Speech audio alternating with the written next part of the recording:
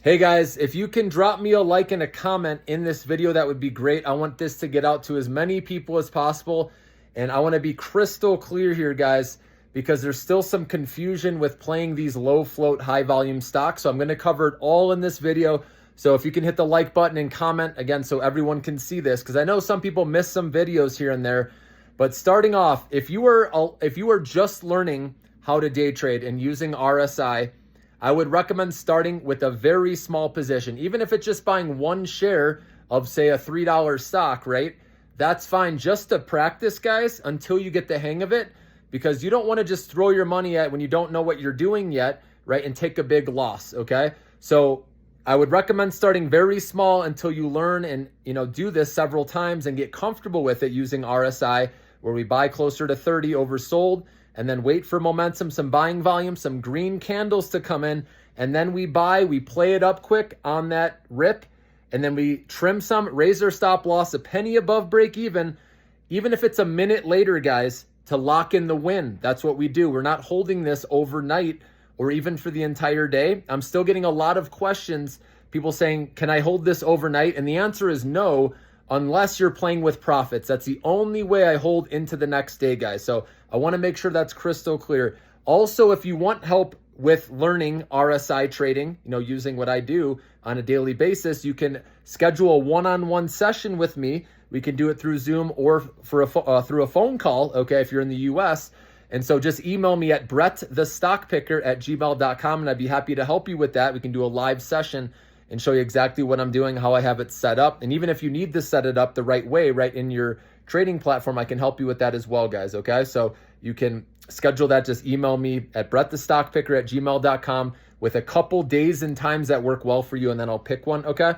And so small position, remember, start really small if you're new to this, okay?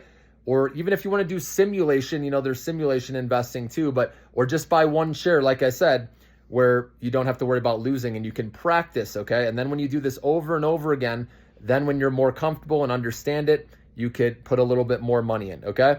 And then also the other thing is a stop loss, guys, on every trade. I know a lot of you are not doing that still because I see that you're still in the stock when it's way lower, right? You want to set a stop loss somewhere where you're comfortable with, losing a certain amount. I know they're more volatile and they can swing more, but you still got to protect your downside. And it's okay if you do get stopped out, because then you can just look to re-enter lower at a better price. So you just take those minimal losses, and then eventually you'll find a good entry point that works and it doesn't hit your stop loss and it goes higher. And that's where we trim and we raise our stop loss a penny above break even, at least into the profit zone. So no matter what, we get a win, guys. And remember, even if that happens in 30 seconds, a minute, that's what I do. Even if it's only you're up 1%, I don't care. Like, it's locking in wins, guys, with these high volume, low float stocks, because they move wildly.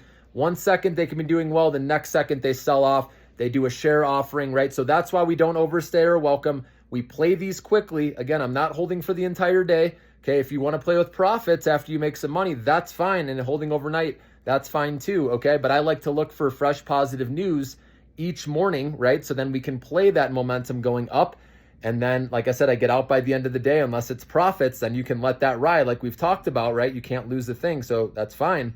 And then we do the same thing the next day. Rinse and repeat, guys. So hopefully that makes sense. Hopefully that helps you out. I want to see as many of you guys succeed as possible, but we need to be disciplined. We have to have a stop loss every time, and make sure when we do get that pop, not to get greedy, that you trim right away something, a little bit. I'm not saying all your shares, but 10 to 20% of your shares, whatever you want that to be, and then raise your stop limit for the rest of your shares, right? Or stop loss a penny above break even, so you get a win on that trade. Then you can move on to the next one, guys, okay? And when you do get a really nice win, like I said, in the pre-market, when I, release the news of the stocks, right? The low float, high volume stocks, that's the best time to play them in pre-market. And again, remember, you have to do a buy limit order if you're buying in pre-market, and a sell limit order, right? Same with after hours. That's how you buy and sell.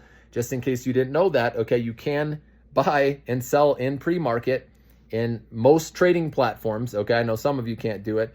But anyways, so that's when the news is fresh and you play it up. If you get a win and you want to go back and play that same stock again, that's fine. But just make sure to play with a smaller position, okay? And make sure you put in that stop loss. The worst thing is when you get a nice win and then you go back and play it later, and then you lose that win, right? So that's why you go in the second time. If you're going to play it, ideally it's best if you just move on, right? Take your win. But I understand when a stock treats you well, you want to play it again, especially if it goes to, oversold conditions, which you can. Just make sure that position the second time around is smaller and you have a stop loss, guys, and then you'll be good, guys. It's all about minimizing the downside risk, maximizing the upside gains.